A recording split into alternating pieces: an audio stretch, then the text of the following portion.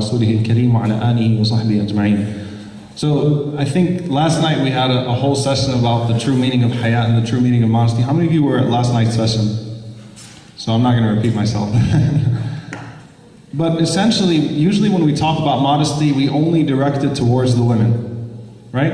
And I just wanted to kind of deal with, I guess, in this discussion, since it's an informal discussion, there aren't really any prepared speeches. And in fact, it's kind of funny because the lecture that I got, the line that I got, was more directed towards parents, how to raise dedicated Muslim youth in America, but I see that most of you are youth, and I'm not going to sit here and cause friction between you guys, because usually whenever I have a topic about parenting or about being a good child, then naturally there's going to be some imbalance in that, and if the crowd is diverse, then either I'm going to get a really angry tongue lashing by an uncle at the end of the lecture, or there's going to be a kid that's going to come up to me and be like, "You don't understand," right? It's going to be one of those two, so I'm not going to do all that. I'll only say this, there's a lot of hypocrisy when we're talking about our definition of Haya and cultural hypocrisy. So I'm going to attack the parents a little bit, I'm going to attack the kids a little bit too. Two things here. Number one, the Allah in the masjid and the Allah in the mass convention and the Allah in Ilm Fest is the same Allah outside of Ilm Fest. And that's something that's extremely important. Okay? MashaAllah, I can tell the brothers in these conventions, MashaAllah, everyone's looking at their shoes, everyone's looking at each other, and I can see you guys stealing glances here and there and stuff like that. But for the most part, nobody's walking up to the sisters and having a detailed and long conversation with them, even if they know them from outside, you know, in school and whatever it is, or in family gatherings. No one is going up to sisters and talking and having these long conversations outside. Why? Because we're in an Islamic convention. And if you're in the masjid and the sister walks into the masjid, the sister is right in front of you, it's like, oh, how dare this woman come through the entrance of the masjid? It's like all of a sudden you became Taliban. She should be flogged. You know? But then outside, what happens? Or is it that non-Muslim women are more valuable than Muslim women? That women outside, you know, that women that aren't Muslim, women that don't say La ilaha illallah, that don't care, you know, and I'm not saying all non-Muslim women don't respect themselves, but women who don't respect themselves are more valuable than the ones that do respect themselves. Right? So first and foremost, it's hitting that hypocrisy, and also sisters, mashallah, I know everyone, when you come to the masjid, everyone is Maryam alayhi salam. Everyone is so religious and so pious, but the point is that you have to understand, brothers need to understand, the sisters are not aliens in the masajid, and they're not the opposite of chaste women outside of the masjid. I'm not going to say any vulgar words, there's too many parents here. Right? But they're not this here and they're not that there. So first and foremost, it's hitting that cultural hypocrisy from our perspective. Secondly, there is a lot of hypocrisy that's embedded in our cultures, and okay, let me try to do this diplomatically.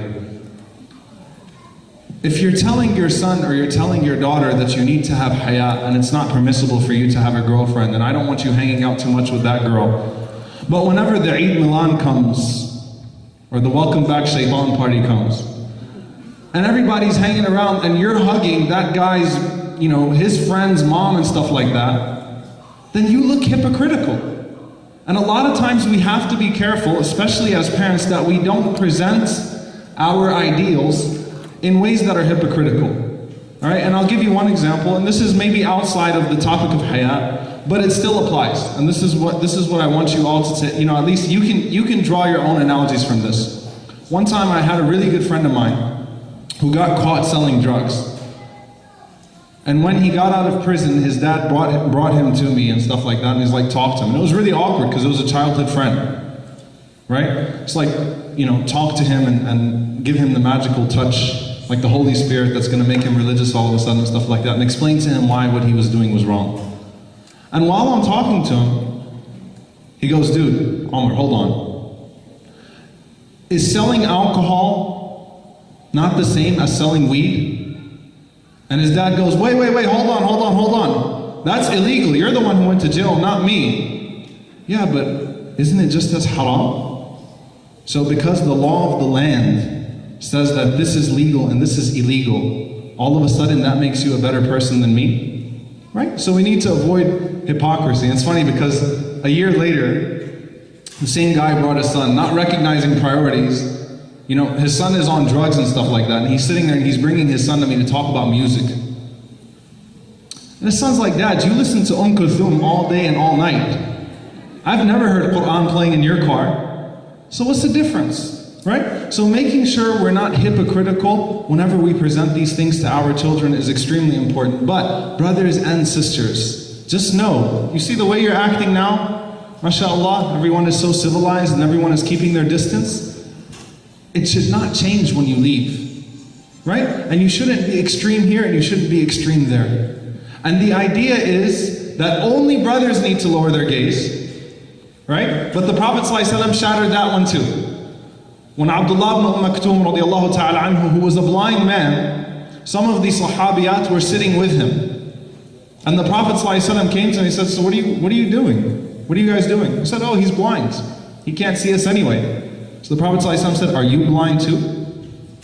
You see? So there's hypocrisy from that side. Then there's hypocrisy from the other side. Was there interaction between the Sahaba, the men and the women? Yes. There was. Were there women who went to the masjid to learn and who sought knowledge? Yes.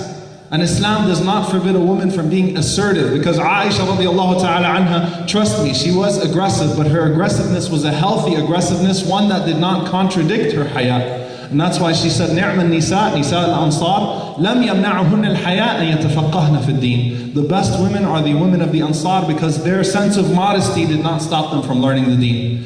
Asma bint Abi Bakr, in the famous hadith of Adhab al-Qabr, Asma bint Abi Bakr was sitting in the masjid and listening to the Prophet ﷺ speak, and the Sahaba started to cry so much that the women could not hear what the Prophet ﷺ was saying anymore. So after they finished, she went to the men, this is in Bukhari, saying to them, what was the Prophet ﷺ saying? She didn't go to him with her high heels and stuff like that and her convertible hijab and like walking over there like, hey, what was he saying up there? No, it was respectful. But we cannot be extreme outside and extreme inside. Finding that balance is extremely important, and not falling for the whole cultural hypocrisy that many of our parents fall into. And we ask Allah subhanahu wa ta'ala to forgive them and to guide them and to guide us, inshallah. Jazakumullah khair. Jazakumullah khair. Jad, you have any words? Assalamu alaikum. Bismillah.